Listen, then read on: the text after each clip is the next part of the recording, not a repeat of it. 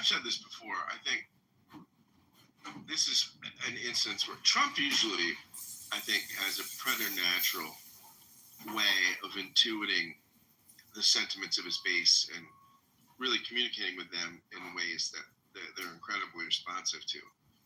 And this is just an instance where I think it's fascinating to me, because I've said this before, but this is like your rabbi just getting up there and saying, well, the Jews were never really slaves in Egypt, or your priest getting up there and say Jesus never really rose from the dead.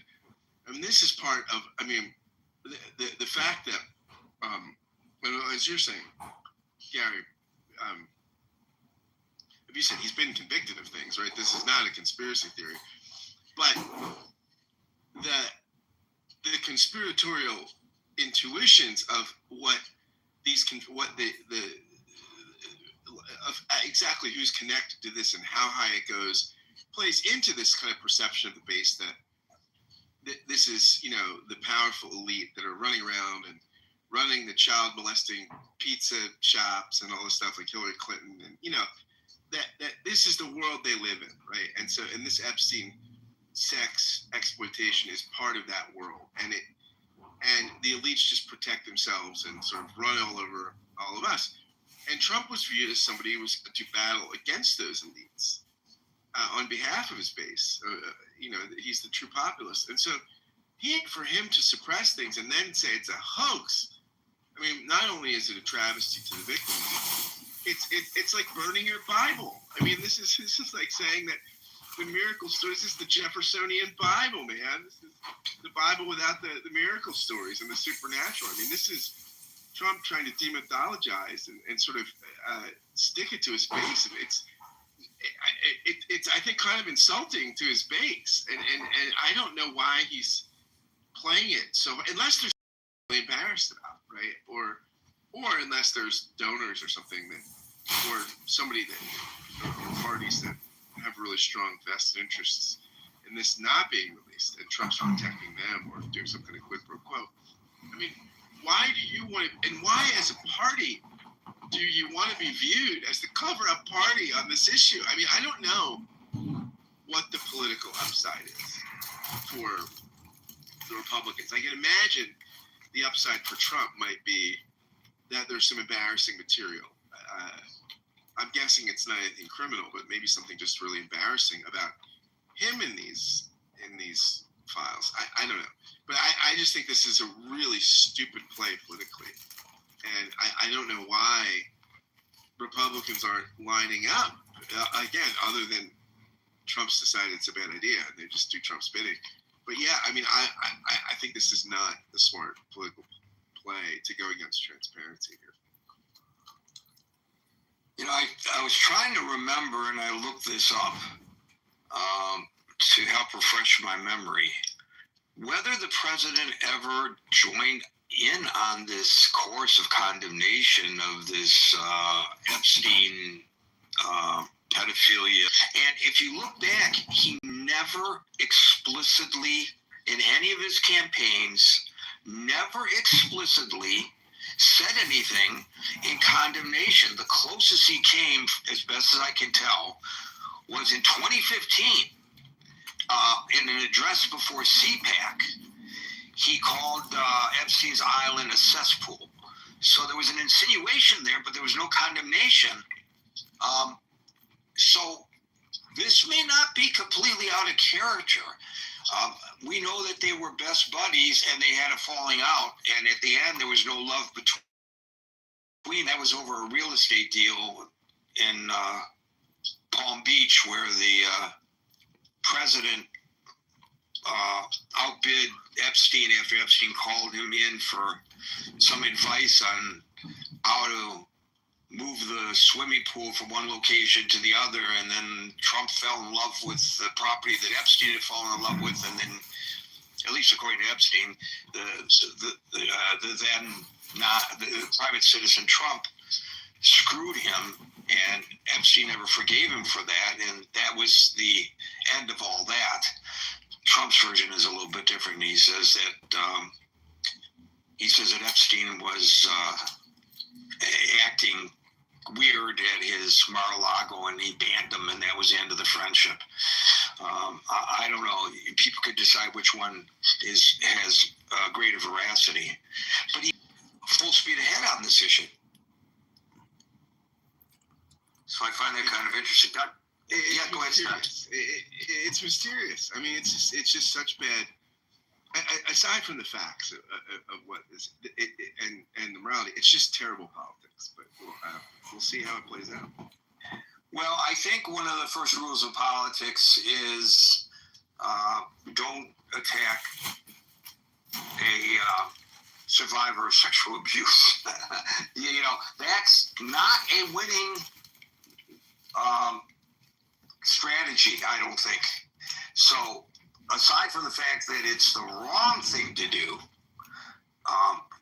if you want to set that aside and not concern yourself over the ethics of it, it's not really the smart thing to do either.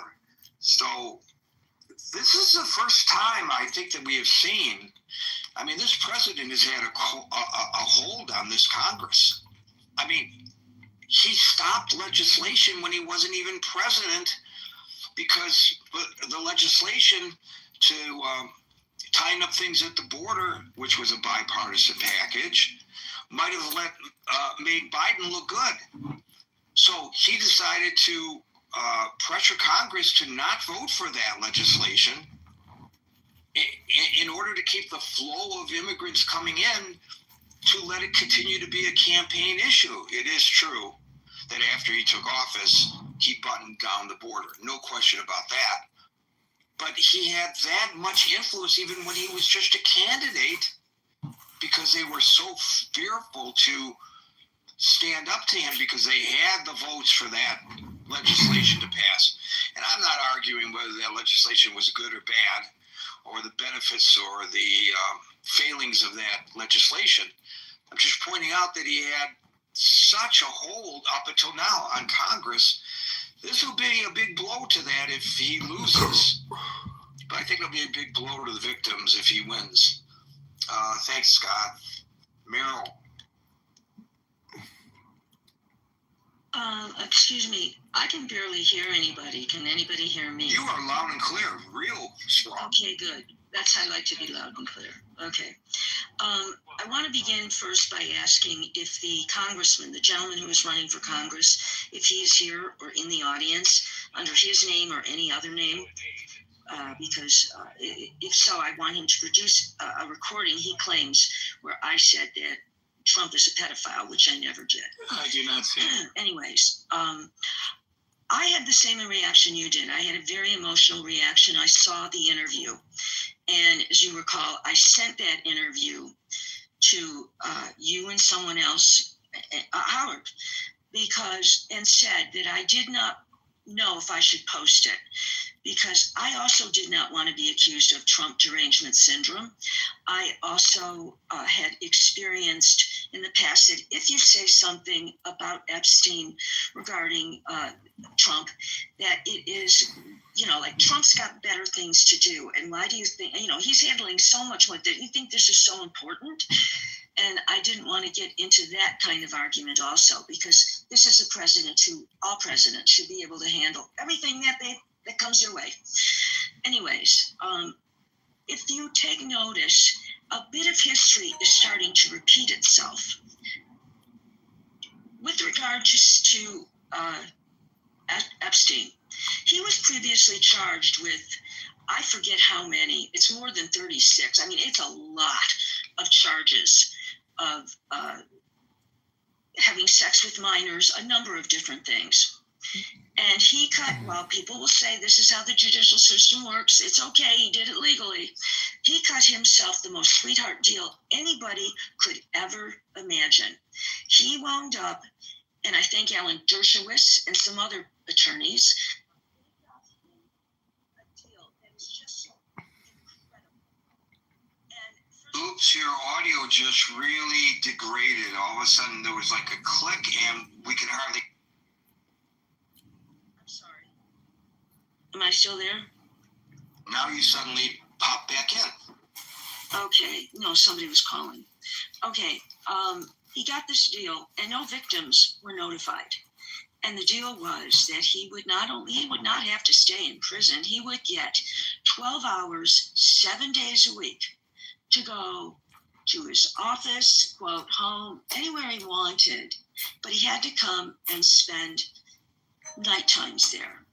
He would have had years, possibly a lifetime of time in prison had they not pled him down to something that I think it was only going to be 13 months.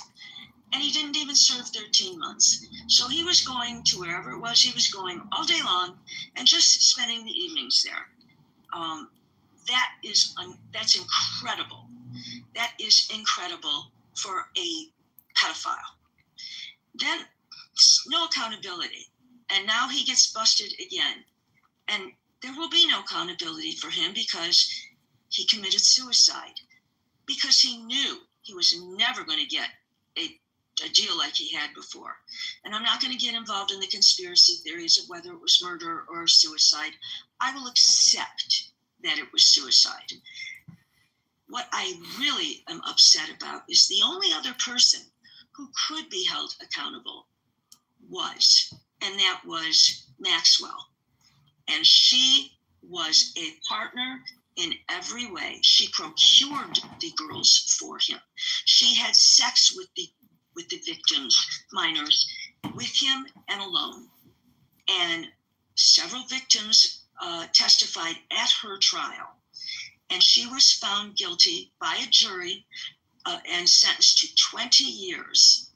And that was not going to be at a cupcake prison. That wasn't going to be the kind of prison where Epstein, what he was going to be doing. She wasn't going to get that kind of a deal until Donald Trump. And Donald Trump, when she was convicted, by the way, he claimed not to know she was convicted, but he wished her luck. We know how to Pardon? I'm just letting you know. I'm sorry, what? Honey. We know the history. Let's not interrupt, please. That's not how we roll here. Go ahead, Meryl. Okay, if you don't want the history, Gary, I won't. But if that person does, I don't care. Doesn't want it. He did not want these. He wanted to make sure that she said he had nothing to do with anything. And she did. She met in the most bizarre kind of interview with a friend of his who was an attorney. It never happens. It never, ever happens. And the interview was not conducted. If anybody reads the interview questions, they were not conducted, no follow-up. It was strictly hers. Donald Trump was always polite, always a gentleman, and I really like him as our president. He's a wonderful president. And 2 days or 3 days later, she got Camp Cupcake. She was moved to a prison that does not take pedophiles, does not take people convicted of sex crimes. And she not only was moved there, we, the taxpayers, pay for security for her because it was not a prison that is supposed to. And the next step would be for her in a prison like that is work release or out. And I would predict that she will never serve even a portion, even 1/4 of her sentence. And I'm sorry if somebody objects to my having given the history. Thank you. I think it was rude for you to be interrupted, and I think it was rude for that guy to call you honey. Thank you. You're welcome. I wonder if he's somebody I know. Well, must be if he called you honey. So,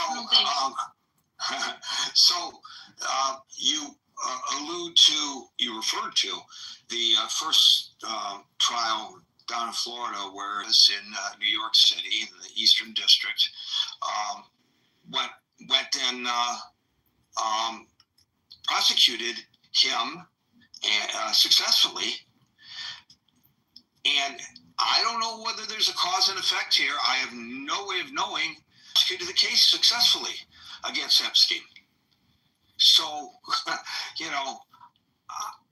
it just makes you wonder what's going on. And even if it's egregious that you could articulate to explain to the public why you are firing her, under these kinds of circumstances. Hey, Gary, I'd like to try to help everyone understand why we're seeing this. with the Well, Epstein file right now. but it's not your place to jump in. You know that. You have to wait your turn, and then you'll be able to help us understand. Come on, you know the room rules. Thank you, Meryl, and we'll now go to Jason. I mean, I think they should release them. To answer the question of the room, it is a bit curious to me that Trump won't release them. I'm glad to see bipartisan support for the release of the files. I think there, Dr. Francine, you have some feedback, or you may want to check your mic. I think, there's bipartisan support for that is great. I think it's bringing America together. It may be something that can only be released toward the end of the Trump administration. I do think a point suggested earlier, that maybe some donors or some other highly placed persons, they don't want reasons for that.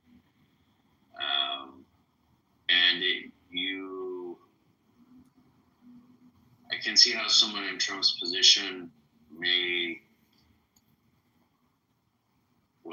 give him pause. Let me put it that way. There's a lot here clearly that's under the surface. Anyone involved with Epstein, given what Epstein got away with, the amount of pull that guy had, the amount of support or whatever, it's kind of an indicator of how much more power, pull, and support the people who were affiliated with him had. And it may be that these files are not releasable till a lot of people have passed away, as a practical matter. And that's it's a grave disappointment. But it may be how it is. Well, if it's people who passed away, you're correct. It's a grave disappointment. I know you didn't mean to be punny there. Thank you, Jason. Why did you suggest that they might have? And he's got to pick his battles, right? And that is one reason to delay. I get a thumbs down from somebody. What an idiotic response there. It's the time to do this kind of thing is when he doesn't need the support anymore, if there's a time.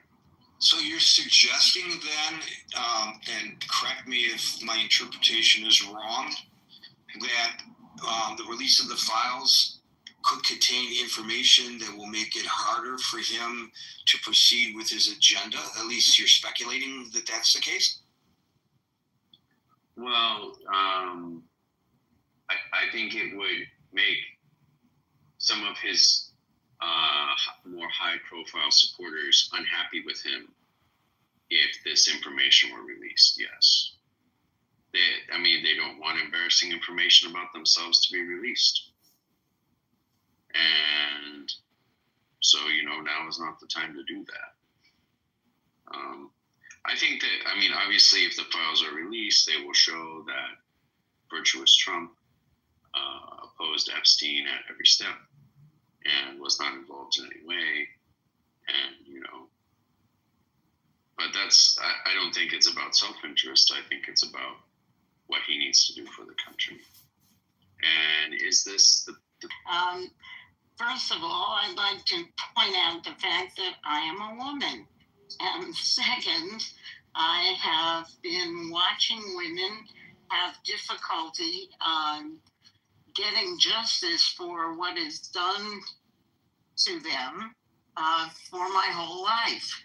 And so today, when those women came out on the lawn in front of the Congress I went out, I turned on the TV and I watched them talking.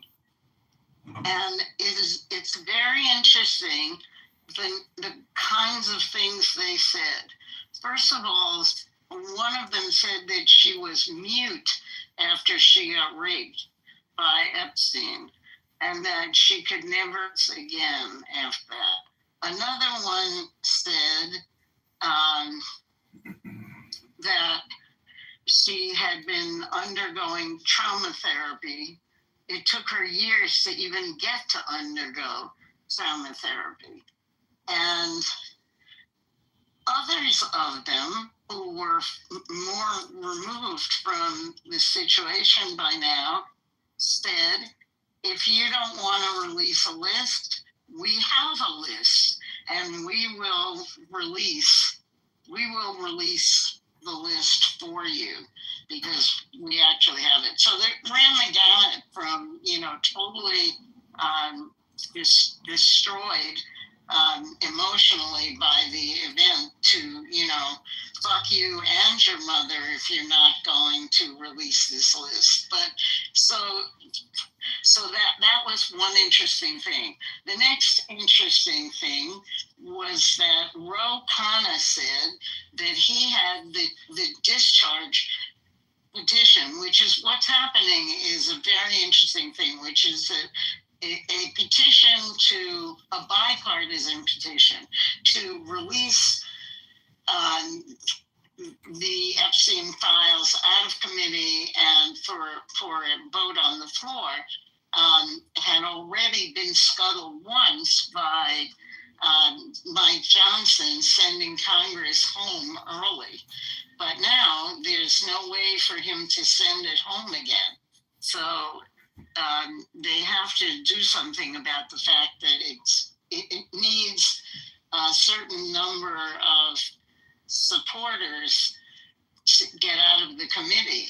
And according to Ro Khanna this morning, they had, and Howard Massey, who is a Republican, they had at least 3 Republican women survivors. And they were Lauren Boebert and Marjorie Taylor Greene and Nancy Mace, who was a survivor. And when Don Lemon came over to interview her, she was having a panic attack for these women of this. And then as a contrast, the White House has been saying, the first thing they said was that it was a hoax.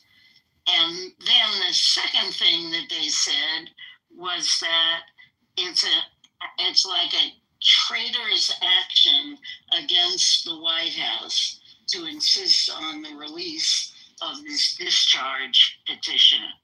And I put the tweet up.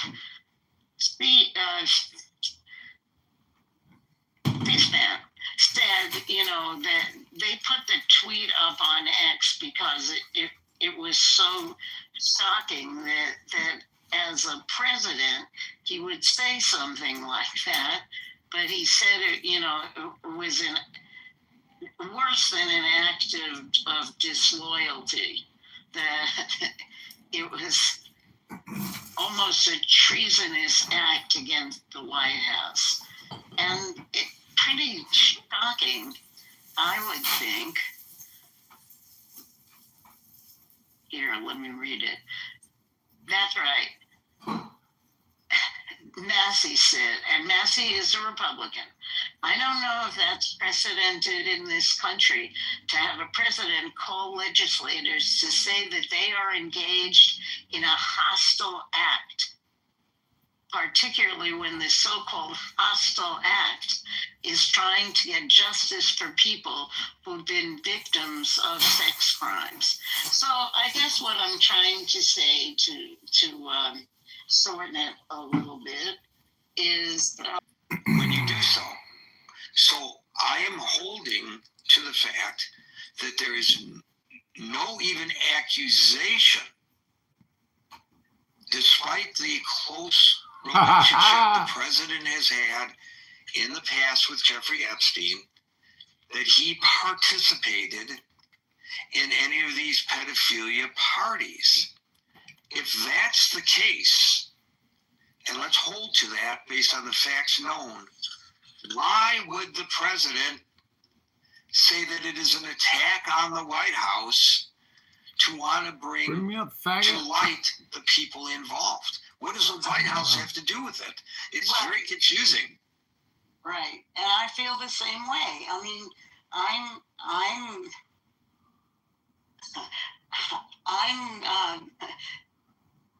stunned by the vociferousness of Donald Trump's response to something that he called a Democratic hoax just half a day ago.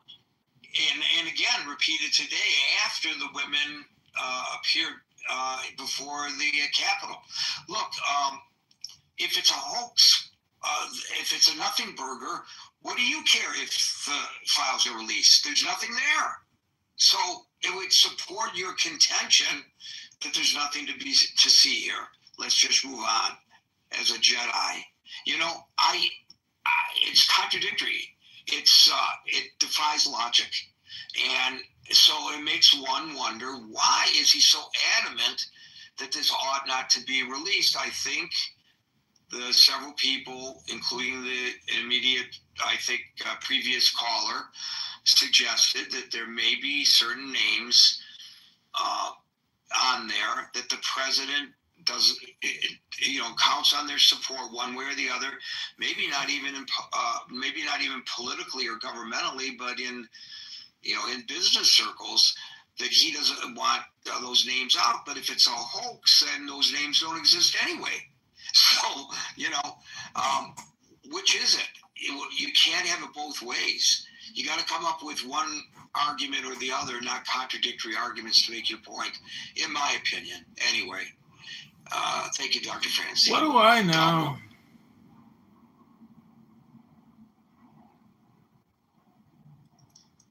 Double trouble. Double going once. Oh, can you hear me? Can you hear me? Now we can. I'm so sorry. Let me step outside. I got it. Okay, sorry. I was just, never mind. Gary, thank you for having me on your stage. I just wanted to say, I think something that still amazes me, Trump entered the political arena in 2016, and it's like people are still surprised at his tactics and everything. But I would just say with this Epstein thing, consider what he is holding. Like it's so visible. His entire base is angry. They want him to release the files. All the Republican congressmen want the files released. The Democrats, I bet you, are sort of 50-50 about it, but they're doing it because they think it's politically convenient. I would bet you that Trump doesn't actually care, like himself personally, if they get released. But imagine the leverage he's holding over somebody or some small group of people. Just imagine. They can see how much he's doing for that. Like, look, he can just be like, look how angry these people are at me. All these people are angry at me. I'm doing this for you. Think about that type of leverage and how important this is for him and what he's getting out of the deal. He's getting something out of the deal here, Gary. You just have to think of him like a mob boss, and then everything else makes sense. But this clearly is very valuable to him. So people should really, really sit back and contemplate, why is this so important? What is going on here? What would change? Anyway.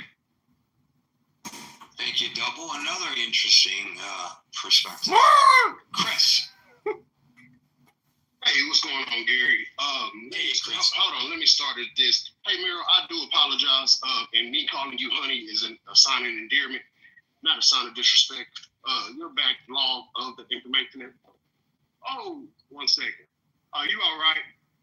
Dog just sprinted past me. Well, the backlog to the information you gave actually was important. I just understand that we've heard it a million times before, and it's probably going to be kind of. It just sounds repetitive. It sounds like because you never even gave your take on what the actual situation was, which again, your choice, not mine to dictate how you speak. All right, Gary, how are you today? Chris, I'm well. How are you? Yeah, as a man, I had to apologize to Meryl, even though I still feel like she filibustered the time. It's her time. So Everybody I'm doing gets good, man. angry I'm with doing good. Hey, Meryl. remember just yesterday when I And told you Trump I'm had tired a of those better. conversations, Gary? We got to figure out how to keep things fresh, but I do understand them. Remember that conversation just yesterday, about 24 hours ago? Yes. Gary, this is when you always prove me that you're doing something right. Because we got back to what I feel is important to society. And it is a repetitive conversation about Jeffrey Epstein and why the President of the United States decides none of this is informative to anybody anymore after he told his base, specifically his base, not me. I'm not his base. I am a United States citizen, but I am not his base. He told his base specifically, when I get in that White House, we're going to clean out that swamp. We're going to get those bad guys that did those terrible things to those little girls immediately. First thing on the agenda, we're going to get that and deporting those immigrants. So now we're here again. Now we're here at the time where the president gets to tell everybody, there's nothing there to see. I went through the information. You all know it. I know it. If you don't believe what I'm saying, you're an idiot. You're stupid. Do I think he's protecting himself? I don't know, Gary. Do I think, as the last guy double stated, that he's protecting the wealthy people around him and maybe it's easier to have a little leverage over them doing it this way? Hey, Gary, I don't know. If I'm not like Jason, I believe, well, it's probably best we keep all the information tucked away until after his term because it could just tear down the country. Fine. If that's the terrible logic you think that we should protect pedophiles, I don't want to say the word, I don't know the logic. And I know that one guy is in here or what he was in here recording, but you know what I mean. The P word. If I feel like we need to protect them just so we can have some sense of status quo that we no longer actually carry in this country, hey, as long as that makes you able to sleep at night, you believe what you want to. Let's get to the question. The question is, should Congress release the Epstein files? Yes, we all agree. We all should agree. We all should agree it shouldn't take a minute longer, a day later, or a second too fast, or a second too slow, because those little girls, who are now women, are still sitting around watching their abuser get rich, their abuser stay under the radar, their abuser have to face any justice. Those little girls could be your children, snatched away from your house, leaving school, going to school, sent to a place she has no clue about, trained and tailored by a woman who has only tactics in her life is to make sure the man that she's serving enjoys the pleasure that your child who was kidnapped is now have to give.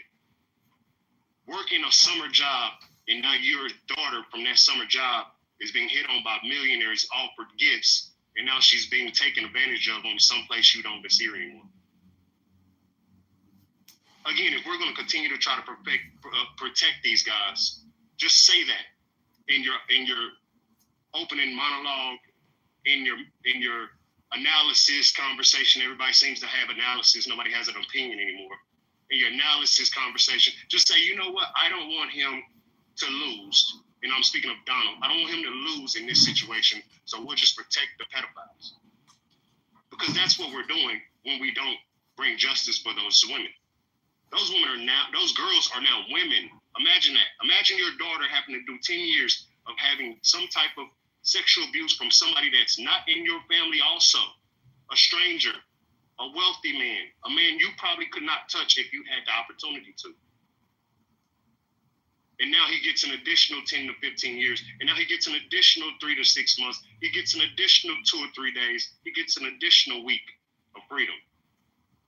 Because the public's parties that we chose decided it's easier to protect them than it is to protect your children. It's amazing. It's amazing to witness. I did not see what happened today. I knew it was coming. Watched something just yesterday, and they spoke about having those women on the steps at 10:30 I was asleep this morning, but I plan on watching it the moment I get off here because I want to see the women who have finally spoken up about something that the American people, little girls, not little women, little girls, but I'm watching him actively try to move the goalposts so little girls don't get justice. I'm watching him move the goalposts so rich, wealthy men don't have to face prosecution that they deserve. So maybe he's not on the Epstein files as some type of participant, but now he's participating at the highest of levels. And that's going to hinder, again, I said this the last time we talked about Epstein, and I thank you, Gary, for also, like I told you last time, you said it, when it hits the news cycles again, hey, it'll probably be back on the stage, and it did. So I commend you for that, because there's a lot of people that's still scared to have this conversation. And I'm not a Democrat or Republican at this point. I'm an independent. I voted Democrat the last election because they had the best options for us. And that's why you see the mug in my PTR, because you had a choice. We all had a choice. The choice was right there for you. You can say, oh, I didn't like her policies, but you didn't know the other guy's policies outside of immigration and Epstein files. Now he's doing great with the immigration, even though he's harassing everybody. And now we're watching him duck out on the Epstein files. So he's 50-50 right now. But the last candidate would have been better, and you would have been able to sleep a little bit better at night, regardless of how you feel about our international affairs.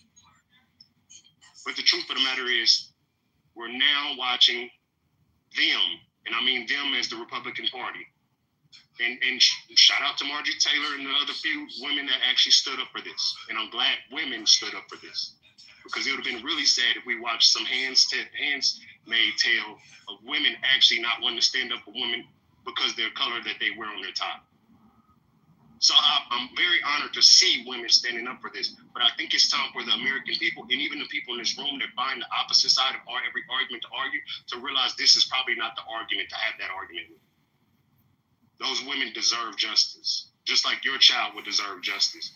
Just like you wouldn't want any rich man to ever walk past your daughter and grope her with his eyes, regardless of how wealthy he is. And if you are that type of guy, then you're a terrible person. And I'm okay with saying that, because I would like to protect women. Hey, Gary, again, Meryl, can you come off with, if you are in here, I would like for you to come off of Mike so I can apologize to. Well, she heard you apologize. She's here on the stage. Thank you, Chris. Chris brings up I don't need acknowledgement. I just need to get that off. Thank you. Yeah, thank you. Thank you for doing that, by the way. I'm sure she appreciates it. I think Chris brings up a very interesting point, because I mentioned correctly that the president never specifically mentioned that he would go after Epstein. But he did, as Chris pointed out, repeatedly promise to go after pedophilias. He actually created, by, I think, executive order, some programs in the Justice Department during his first term of office. He later pledged to go after pedophile rings and traffickers. He did say in 2020 that he was, quote, saving the world from a satanic pedophile cult, close quote. Now, I don't know where we've ever seen publicly such evidence of a pedophilia cult verified than what we are seeing today with these women coming forward, and with the convictions of Epstein and Maxwell. This is not a conspiracy theory that was just proved that a pizza restaurant near the White House had a secret tunnel and a dungeon where they were keeping children, so that when the Clintons ordered pizza, whatever they put on the order was code for what type of child they wanted sent over through a tunnel that extended from the pizza parlor to the White House. And as we all know now, that after that unfortunate man went to save the children, It was just a storage room, and there was no basement, and it was all made up. This is something that's not made up. This is something that's really happened. And yet the guy who claimed that he's going after saving us, not just going after, saving us from satanic pedophile cults, calls it a nothing burger, says it's a hoax. Again, a major contradiction. We are now at 6:01 p.m. Eastern time, so we will no longer be inviting people onto the stage, but we go into extra time to give everyone on the stage an opportunity to speak, and we now go to Yang. Hi, Gary. I mean, at first, I really don't understand because, I mean, Trump's been in DC for 10 years. I mean, he knows how politics works, right? But then I kind of like thought of that. I think, I mean, eventually Trump and MAGA want something, I mean, very similar, right? So they want to drain the swamp, they want to tear down this establishment. But I mean, in the mind of Trump, he's having a war with those people, right? So I mean, I agree. The previous guy saying like, this file is a leverage he has, which he can use them to control and fight against him. I mean, well, he always say like, you don't have cards, so why would you give up the cards to? For this battle, right? So I don't think it's personally about protecting himself. I mean, he's already committed villain for having sex with a porn star, right? I mean, how bad it can be compared with that, right? So I think I think from his mind, he's playing a longer game. I mean, he's in DC for 10 years. He knows how to play politics with those people. So he think that this is a battle which obviously he can sacrifice for the ultimate purpose of eventually tear down the establishment. I mean, whether or not he will become a new establishment, we don't know. But right now, I think this is obviously what has happened. I mean, in terms of why he is so against his base, I think two reasons. The first one is like, I mean, campaign and governing are very different things, right? During campaign, you can say those very, wishful, you got your wish list, right? But when you govern, you have to be very careful. You have to be very calculative about each step about how to achieve that goals. I mean, for those, people who say, "Oh, release the file."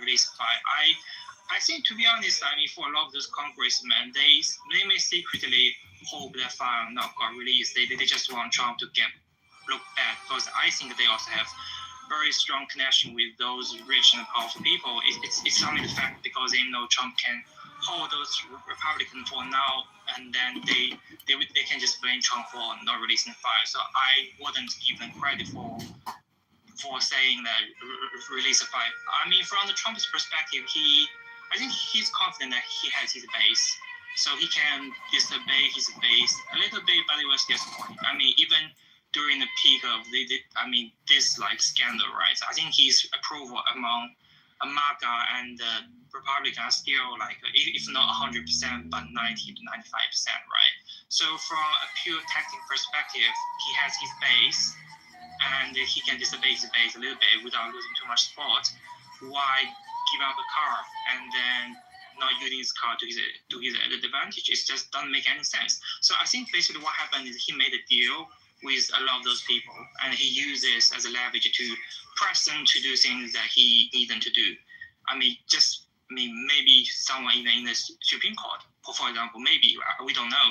And now he has his tariff agenda. Maybe he's using this as one of the leverage. You never know, right? So there are so many things. I think from his perspective, he repeatedly say, let's focus on the big picture. So this is his agenda is a full MAGA agenda. So he's using this tool to achieve ultimate goal. I think at the end of days, when he achieved his objective, then those leverages become a more of a political liability for him. He may release a file. Yeah, so that's what I think. Thank you, Yang. Diogenes. Yeah, some of you may be familiar with the work of Whitney Webb, she pointed out that, first and foremost, Jeffrey Epstein was a financial criminal. He dabbled in sex trafficking. An important distinction that we need to make moving forward is that pedophilia is a term that comes from psychology and is used to diagnose individuals who have an attraction or exhibit an attraction to minors 13 years or younger. There is no accusation that Ghislaine Maxwell or Jeffrey Epstein was involved with minors of that age. What they were in fact convicted of was crimes related to girls who were under the age of 18. This is not a defense, but it's important that we understand the definitions. Ultimately, it's ironic that we're talking about whether or not some files should be released that may or may not shed light on whether or not Jeffrey Epstein had ties to important individuals who are currently representing us and holding powerful and important positions, including top secret clearances in our government. In 2008, there was a tidal wave of fraud. A tidal wave of fraud. Most of that fraud is right out in the open. Multiple people lied in testimony to Congress, which is perjury, it's a felony. And most of the large banks and financial institutions committed some kind of fraud. No one, not a single person, has been prosecuted for that. Charges haven't been brought. Indictments haven't even been brought against those people. And so I do want to stress to listeners who are sitting here wringing hands and clutching pearls about whether or not some files should or should not be released and why Trump may or may not suddenly have reversed his position on this, that even if the files were released today, and the files said clearly these people were involved, which they won't, they couldn't. Being defensive about it, I am telling you that it is offensive to think that you are in a position to speak on behalf of these other people. If you want to ask people what they feel and what they hope will occur if these files are released, that's fine. But don't try to speak on their behalf. Speak on your behalf. Sure, I'll rephrase. So ultimately, the public at large hopes and prays that someone else will handle everything. We don't need to go looking for bogeymen. We don't need to go looking for hidden evidence of felonies. Some of the most unjust things that have happened in recent history happened right out in the open, and they were financial crimes. They remain unprosecuted. There are no conversations about the failure of prosecution. What does that have to do with this? So you're going to keep interrupting me. No, because I'm moderating, and I am moderating. And sometimes the moderation requires when people fall off track to redirect them. And so if I'm incorrect in me asking you to redirect, you can tell me so.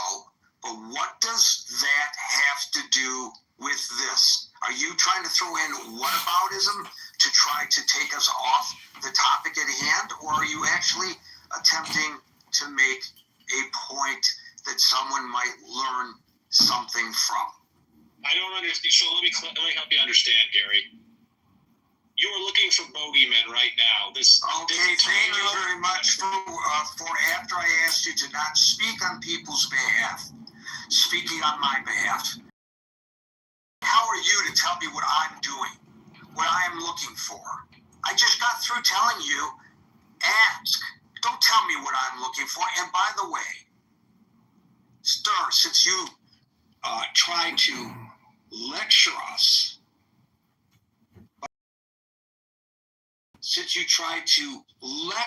us, on the definition of pedophilia, you are correct that in a medical sense, the term pedophilia refers to the desire to have sex with children younger than the age of the children or the young people who were victimized by Jeffrey Epstein and God knows how many other people.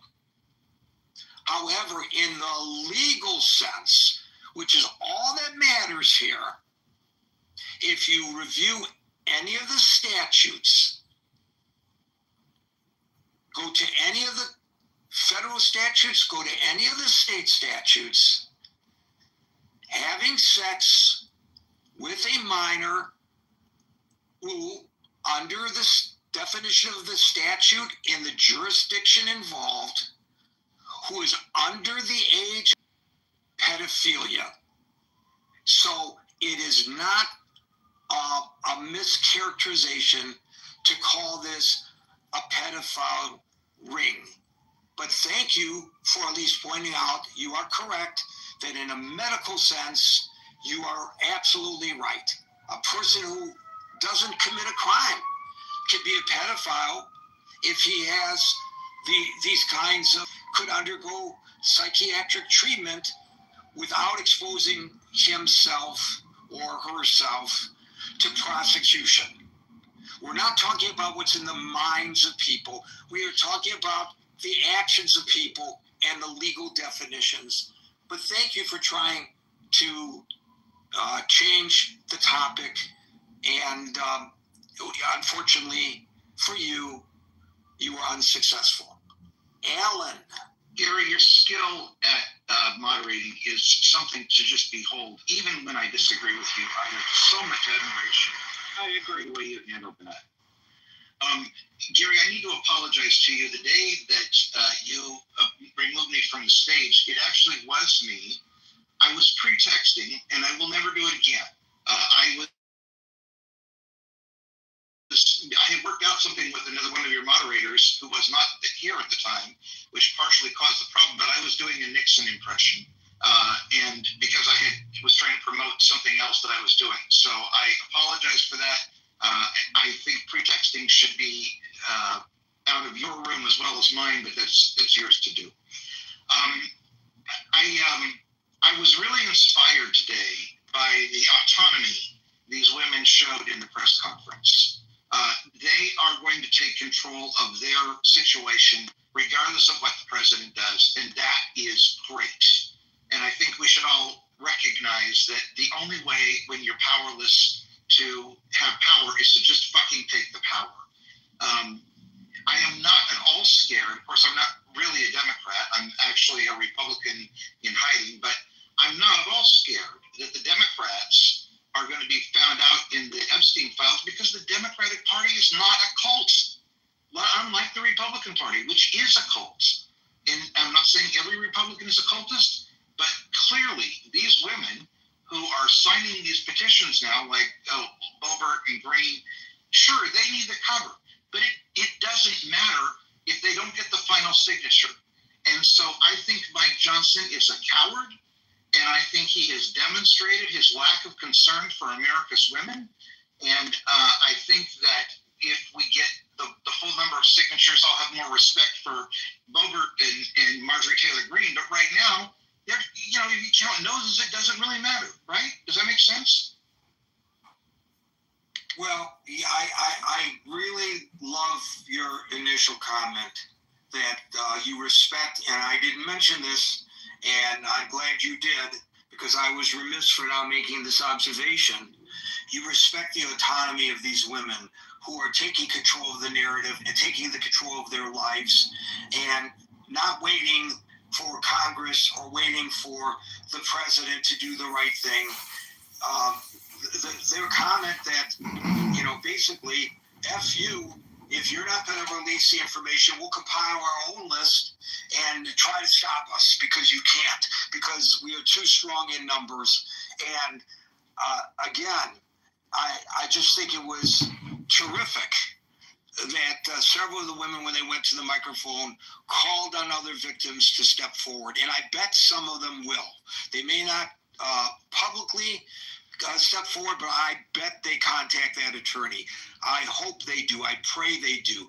It'll be good for them if they can do anything to take control of their lives back, because when something like this happens, as several of the women pointed out, the therapy, imagine if it was your daughter or my granddaughter, God forbid, they would change their personalities forever. These women are rising above one of the worst kinds of adversity anybody can experience, and bravo to them. And I'm glad you pointed that out. With regard to Mike Johnson, it's become abundantly clear in this case and in all the others that the one thing Mike Johnson wants more than anything else is to remain Speaker of the House. And so he would do whatever it takes to please the president, to ensure that the president not orchestrate a congressional coup to remove him, which by the new rules that the Republicans themselves established is a relatively easy thing to do now. So I think that's his motivation, and we should recognize that, and I'm glad you pointed that out as well, Alan. I need to give Yasi part of the credit for reminding me of this thing. Also, no punishment for bad behavior is the new rule in the Republican Party. This whole crap about therefore the rule of law, sending people into Chicago, when the president himself was told by a court yesterday here in California that he had violated the law, and yet it doesn't matter because he's already done it, and we're past the time limit. So I think anytime the Republicans want to say that they are for the rule of law, we should just laugh their asses out of the room because they've proven they're not. That's feeling on that one. And again, I apologize for the pretexting the other day. This platform is so unstable. Sometimes it's hardly even worth working with. But you do a great job. Thank you for having me on your stage today. Thank you, Alan. Thank you, Gary. And I want to not repeat what others have said, so I'll just acknowledge I really appreciated what Dr. Francine and what Chris said on the stage.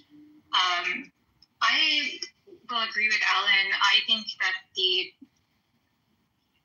women that showed up today not only demonstrated bravery, because many of them did face direct threats, harassment, and attempts to discredit their stories and other kinds of intimidation that were designed to keep the truth hidden. And it reveals a terrifying abuse of power, and that extends beyond the original crimes, but he can't now state that when the women themselves, the victims, are actually demanding the transparency. Because I think in recent months, we've witnessed a very troubling pattern where whenever there are sensitive issues like the resurfacing of the Epstein case, entering the public narrative, instead of addressing the matter directly and thoughtfully, there seems to be this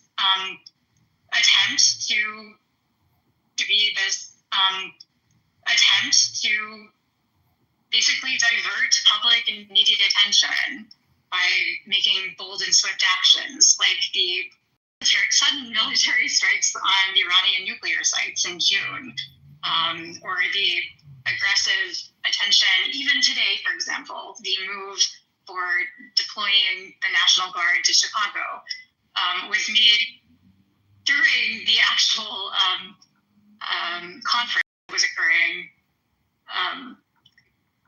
The timing just suggests that there's this unwillingness to make fully deliberated decisions.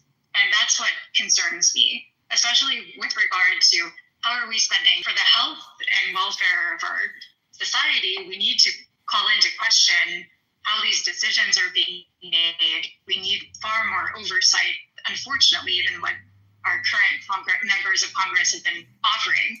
And if this could create more concern and more oversight by creating this wedge issue, getting people that have been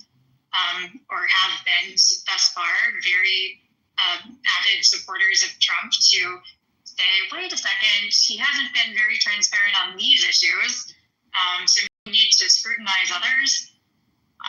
I'm all for it. Honestly, this wasn't something that I've been tracking as closely. My understanding from discussing this issue with others is that there have been podcasts going on about this issue for years. And to be quick, I mean, this just wasn't something I had been tracking. So I don't want to pretend that I was an expert. I'm sort of listening to this, our attention from this issue. Thank you. Thank you, Dismal. And for those who are trying to get up on the stage, I appreciate your interest, but we're past the time where we can bring folks on the stage. However, feel free to click on the link above, join the chat on Facebook Messenger, and make your feelings known there. David. Thank you. I missed a lot of it, but thank you for the topic. And to the person who used 2008, I think the only minors that were hurt by that were the ones that lost their inheritance. But to use that as a comparison is so apples and oranges that it's upsetting to even hear it. I don't have it in front of me. I'm in the car, but when I read, I think it was the FBI or whoever opened Epstein's safe after he was unalived. There's evidence in that safe of thousands, maybe tens of thousands of pictures, digital CD-ROMs, money, records. Or, God forbid, the images of the victims. We want to know who the perpetrators are. And by the way, the more I think about Diogenes' diatribe, how do I pronounce that? One of them of the concerns for the victims, just totally dismissive. And how can we, any of us, be like that? I just don't understand. And I want to say really quickly, I mean, just because he died, certain victims, and that vanished with his death. There was a huge amount of money in that estate, certainly that should have gone to the victim. So there's a lot there to deal with. You are correct. Thanks for bringing these issues up in a very succinct manner. Meryl, you get the last word. Jane. Is Jane still on stage? Nope. I don't want her time. Okay. Very quickly, Chris was right. I did forget to say that to address yes, I do want Congress to release. I forget, and I tried to make this point. Those victims were also victimized by because it's also given her the opportunity to say they are all lying. So I wanted to make that very clear. Thank you. Thank you, Meryl. Folks, we're here Monday through Friday from 5 p.m. to 6 p.m. New York time. So until 5 p.m. New York time tomorrow, for the next edition of the Critical Thinking Forum, everybody be safe, be well, and peace out.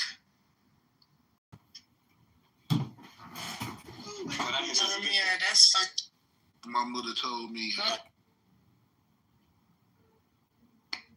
This is a very consistent Republican thing. For now, we're talking over 30 years. So, but it's even a lot longer than that. But just in recent history, that's what it is. And then the Republican effort to disenfranchise people from voting. There's also gerrymandering, which moves around districts and makes areas where black folks disproportionately vote. Voter machines happen to be limited and or not working. I know here was to vote. Right. You get discouraged from going to vote, even if you actually didn't make the effort to go out and do that. Those people leave, even if they say, "Hey, listen, you can come back." There's still a chance that less people are going to come back than were here. Right. So those are all underhanded things. Are you running 5.0? Moms? Are you on 9 incline? I should no. No. I should be. If I'm at 9, I should be sprinting. But I'm not. I'm just out of shape.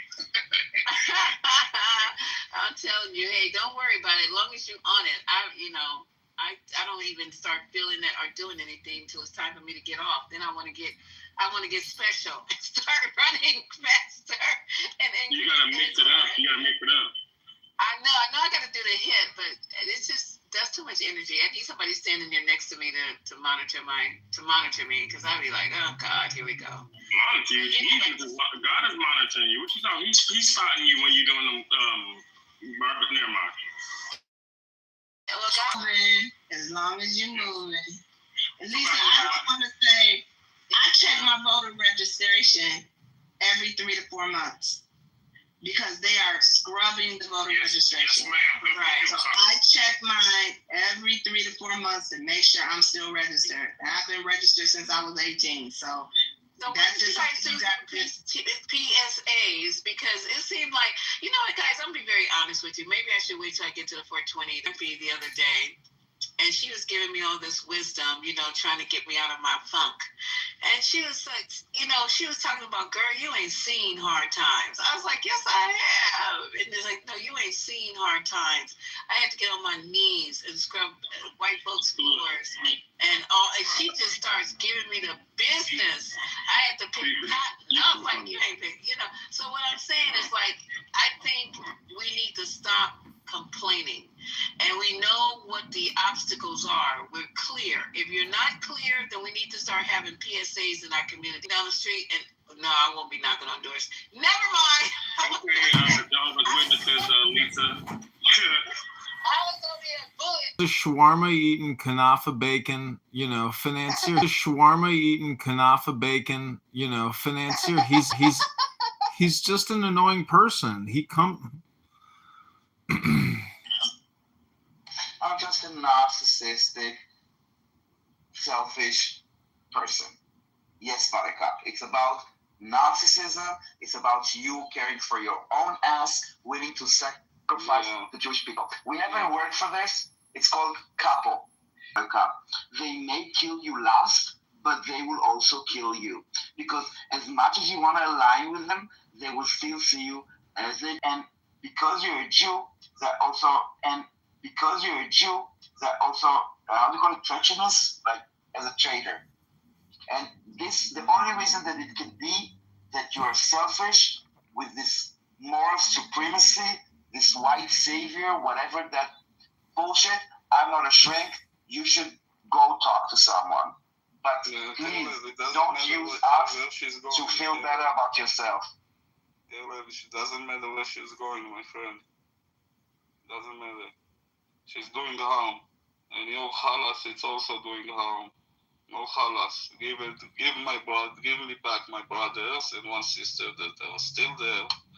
Go on your knees, surrender, and then we will halas. Messages like, release the hostages. I want to see a picture of you. You can blur your face with your Palestinian flag.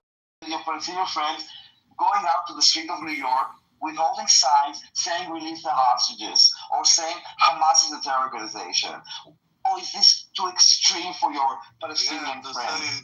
To say Hamas is harming the Palestinian people also, and hijack these Jewish people and Israelis and Arab Muslims and Christians from Israel and Thais and all kinds of people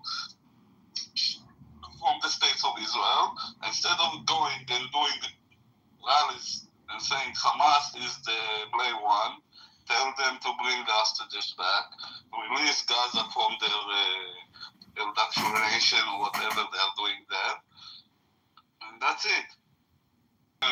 You know, Shlomi, she asked you why you offended by her. She also asked me in the chat, like, Danielle, but why? Like, I'm not offending you. Why are you so offended? Literally, she comes every day calling for the one state. You think, no, wait, Daniel, if she asks that, I will answer her when she's downstairs. You offended me, but I'm not a crybaby. Like, you are, wow, it's amazing. Exactly like the Palestinians, like Hamas. You're doing something. Free Palestine, always. Fuck you, free Palestine. Fuck Israel. Fuck his mama. This motherfucker's killing baby. Listen, Buttercup, listen. Buttercup, those are your people. When you go to sleep with dogs, please don't come here crying when you wake up with fleas. And when you... Just one sentence. And Buttercup, when you look around and you see that you're surrounded with anti-Semites and Nazis, and you say, I don't align with them, they align with you, you need to ask yourself, why am I surrounded with Nazis? No, she's still here. She left. Okay. But I'm still gonna say it. She acted exactly like the Palestinians, like Hamas. She's coming, attacking me, like in a beautiful way, asking me, and I will repeat her question. Did captivity made you a little bit more aggressive, Shlomi? I find that very, very offensive. But I didn't say anything. But when she got a little bit offensive after that, she came and, oh! Exactly like Hamas and the Palestinians. Exactly like that. Attacking you, stabbing you in the back, and then when they're getting back, not a knife, a dick in the ass, like properly dick in the ass. You're so cruel. You're unkind. This is chutzpah to the max to ask to accuse you of being aggressive because you were held captive. This is maximum chutzpah. What do you expect from a person like her? It's not chutzpah. No, it's a new way of living in a new way. Well, she plays the victim. She plays the victim. Palestinism. Yes. But this is nothing new, though, Shlomi. They've been doing this since the 1960s. They've been doing like this. They're the victims of the world. No, but like our people to act like them because they are advocating for them, and like. I don't really believe she's Jewish, honestly. I really don't believe so. I don't care, bro. I don't know why you are trying. I'm not trying. Me personally, I don't believe it. But, I mean, anybody else can think whatever they want, but I don't believe it. No, every time to give her the stage and try to explain her how she's wrong and she's doing bad to her. Yeah, I think it's actually hilarious, Shlomi. It's just it's funny. Like Amos, and there is no... Themselves look stupid. And honestly, I think that's the best entertainment you can get. It's better than Netflix, I think. I love coming on here and listening to how stupid people sound. I really do. I think it's great. So sometimes, it could be annoying, whatever. But listen, when she's going against some smart people on here, I mean, she's gonna get defeated every fucking time. It's nothing new, you know. So and then when she gets defeated, she'll play the victim card like she always does. That's what she does. Then look what she wrote. This room's extremely unkind. We've had several conversations, and she'll try to point it back at you like you're the enemy, like you're the aggressive one. Like the Palestinians is. Yeah. She learned from them very well. Oh man, too funny. The fact that she's a woman sounds like a cute voice with a cartoon. She's always going to be able to take over an audience, especially if she's giving a polarized speech. So she's a good example of somebody your father should warn you about and say, you know what? Don't marry a liberal. That's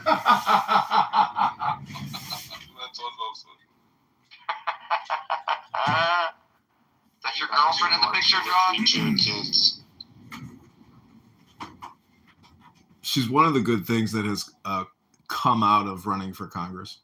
Very nice.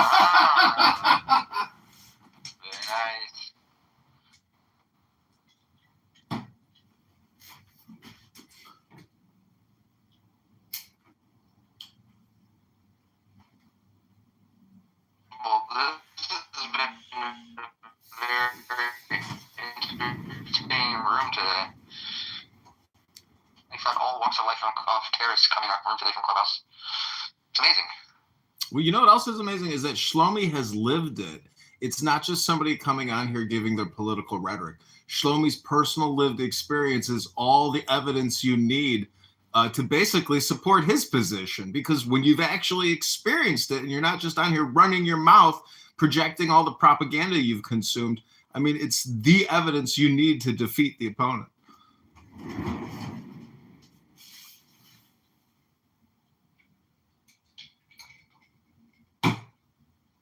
No, but she thinks I need to be kind of the captivity, not aggressive to those people. Definitely, they have my brothers and one sister there also still. Maybe after they give them back,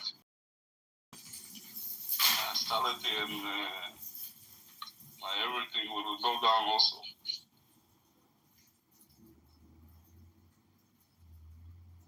I can't believe anybody has the nerve to open their mouth to you. I don't know. Maybe it's me. Maybe I'm naive.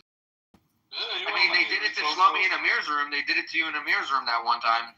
So no, I mean, it's not for Amir. I'm not expecting anything else, but it happened for Amos. It definitely will happen for Migal. It will go so on and so on, and it's happening with people like that. The people that think like this. That's it. The same that I will find here the people that are thinking the same, that are 1% of this country. No, I'm exaggerating a little bit more, but they are a minority. It's like 200,000 people. From 8 million, I don't know the math of the percentage.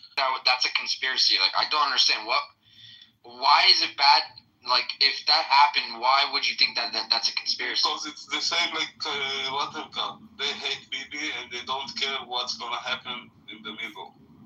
You understand? But wouldn't that make their stance of hating Bibi even more? Like, because if they said that, if they're saying that they knew about it in the morning before and they didn't tell Bibi, because they're saying that Bibi. No, okay, I see. The Because morning before, it's the night. early morning. That's what I meant. Early morning. So they pretty much are saying that Bibi knew about it before and did nothing. But what you're didn't know about that before.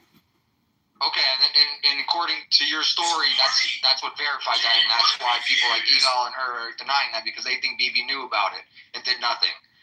Am I correct on that? The first time that Bibi knew about it was 6 and something. Like when it was happening. Yeah. Yeah. I talked to you that morning, bro. Everybody was shocked. Like, you didn't know what the fuck. We didn't know what was going on. I mean, it was just rockets, you know? Yeah. Exactly. It was only rockets. Like, we had no idea that there was going to be terrorists coming over the border. So. But shortly after I spoke with you, I saw it on the TV. You know? So. Hey, Shlomi. Yeah. You saw like dead bodies scattered around. They were showing them driving, like trying to get into buildings and stuff. And people that were living in the city were filming it. So I remember I was messaging you, like asking you if there was anything going on. And that's when we were talking, bro. We had the voice chat, you know, about what was happening. So We were, you mean that day? We were in yeah. I don't provide evidence for you. Go ask Ronen Bar for the evidence, okay? Yeah. He is in interrogation. Needs to be, not me, my friend. Leave me alone. Leave me alone. You're bothering me. We were in a room. Wait, maybe I'm gonna end my sentence and sorry. And what I told you, I heard in the media. And if you wanna go, look for it. If you don't want, don't look for it. I don't wanna prove you anything. Don't come to me. Don't ask me for anything. Don't engage with me. Okay? I don't want to speak with you. Thank you. There's articles all over about it. There's like you just Google Ronen Bar, and then knew about October 7th. It's like all over. It's a bunch of articles. I don't know what he's saying. It's conspiracy.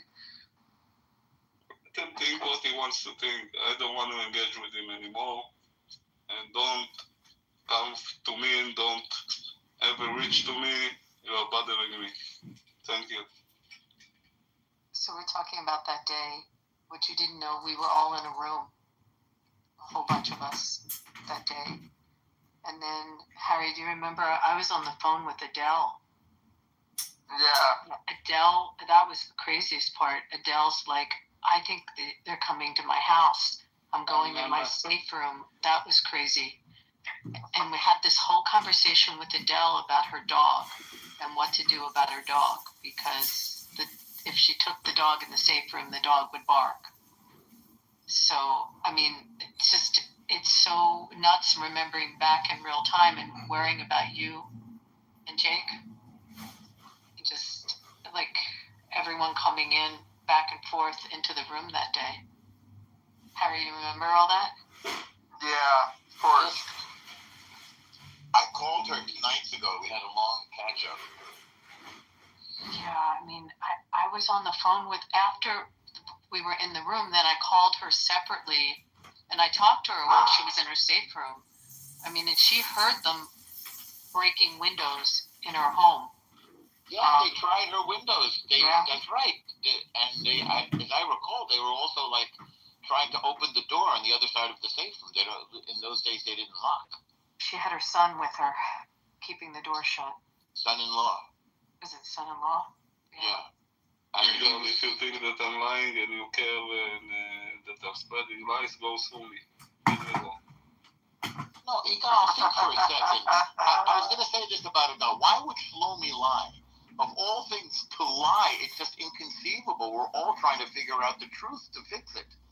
But I want to say about Igal that when you believe something your whole life with all of your heart and soul, and then the thing that you believed is shown to be false. Maybe some of our older guys remember the Fireside Theater. Everything you know is wrong. It's cognitive dissonance. It's suddenly the world turned upside down. And part of that is the idea, obviously, of the two-state solution. That if we're nice No. Stop trying to convince him. Igal, we don't care if the people in the room that really wanted to find out if it's a lie or no went and Googled it or asked AI or ChatGPT and everything. We don't care that you're trying to do something else here and to prove something else.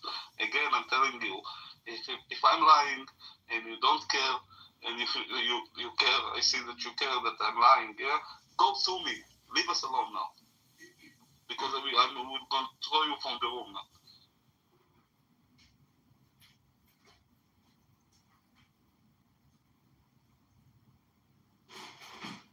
And you can sue me on that also. Hey, free representation here if he does. Remove from room. Thank you. Fuck off. Rest it about it. Go sue me, lying, whatever. Sue me that I This is how the lefties are in Israel, man. Like, this is nothing new. Like, this is how they act towards people that were hostages, towards people that don't agree with them. It's fucking insane. They're delusional people. That's how they are. They're crazy, the lefties in Israel. Crazy. And Nikos and Amos are a great example of them. They're dangerous people.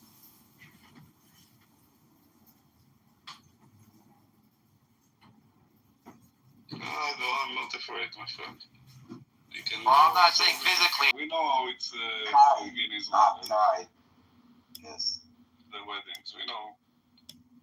Well, this was supposed to be, you guys know the story. It was in Europe en route to Israel when the war broke out in June. So they had to. What a nice place. Nice place, isn't it? So they had to postpone the wedding. You staying there? אני במלון בתל אביב, זה לא. Now I'm not going to dox myself where I'm staying, but no. No, it's okay because I think it's a hotel also, but it looks very nice. Yeah, it does look nice. Daniel, there's no better hotel in Israel than the Daniel Hotel in Tel Aviv. Yeah, the Norman. Daniel Hotel? He's saying the Dan. The Dan. Yeah. That's the one with the down colors, right? With the colors, right? Yeah. That's a nice hotel. There's 2 Dans. There's 2 Dans, yeah. And only one Norman. You can say that again. I want to go back and stay at. It's called the 100. That was in Royal Beach, like in Tel Aviv. The one that we had. You like Royal Beach, right? That's where the steakhouse is. It was wonderful. Maybe it was like 2 weeks ago, something like that, or 3 weeks ago. I enjoyed the time. Really, it was worth it. So, John, I'm not joking. The nicest hotel in Tel Aviv is the Norman. I haven't been in that one, but I went to the 180-degree hostel. The most expensive one. You're going to have a better time on the rooftop at the 180-degree hostel, which is a cheap hostel, right in the epicenter there. You're going to have a great time on that roof.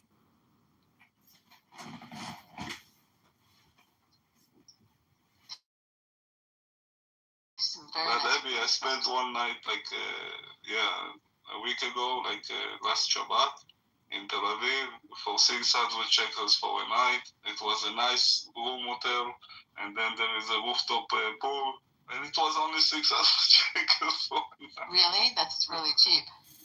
Yeah, it was cheap because it was last moment, But a lot of arson in the rooftop.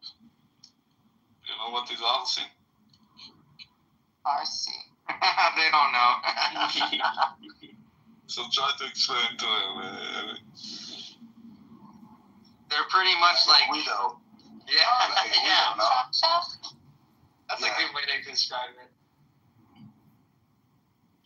The ones that sitting in the pool and they will put the cry music of the Israeli music. Under the guise of Christianity. They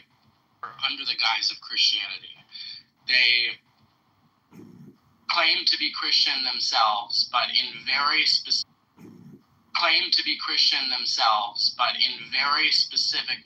ways, and embody all the characteristics of what we would think being destructive cults. So we talked about Scientology a couple weeks ago. These organizations are all much, much larger than Scientology by their number of adherents. And I believe of the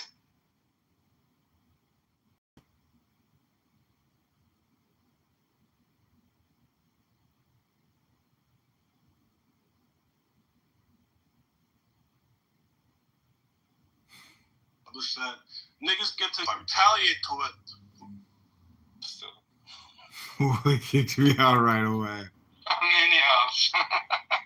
Yes. Oh, I'm sorry. Wedding I have, they're half Georgian. So you will see maybe Georgian music. What, are you from Atlanta? Tommy, did you see what I sent you? The little video from the Georgian restaurant? Where did you send it? What's that? Which number? I only have the one for you, but I'll... it's the old one. I changed number now. I need to catch up. Okay.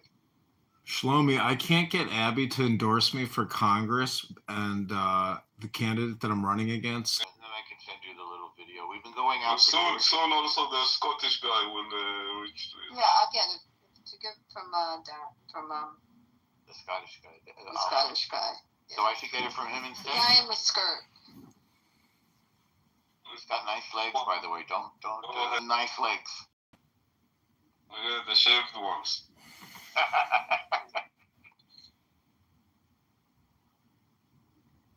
So Ace is at 33% on the survey, so she failed at life. I chose needs a life, but see, maybe that's projection on my behalf.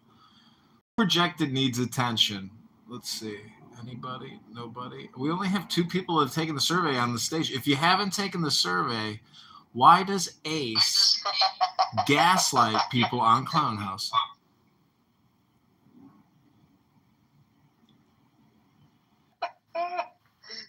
Oh, man.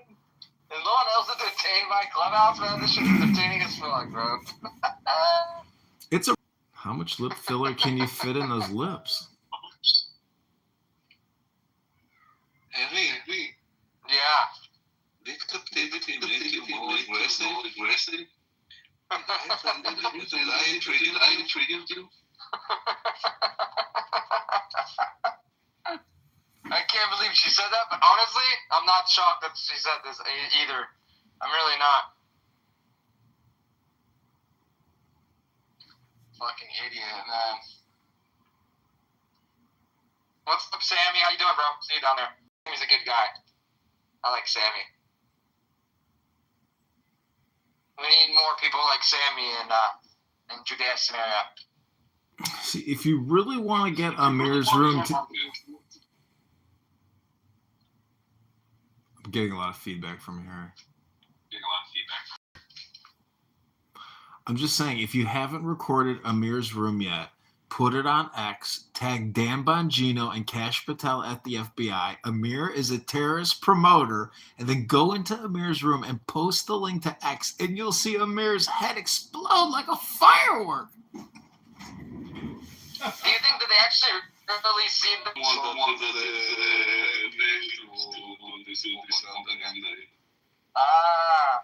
I believe that also. I truly do. Because he's on here every day, and all he talks about is Israel. That's it. That's all. There's like Jew haters on here, yeah, and Israel haters, but they're not always talking about Israel all the time. I read it in the chat. Yes. Next in the queue is Solomon. After Solomon, it's Lion. After Lion, it's Joel. Yeah, what up,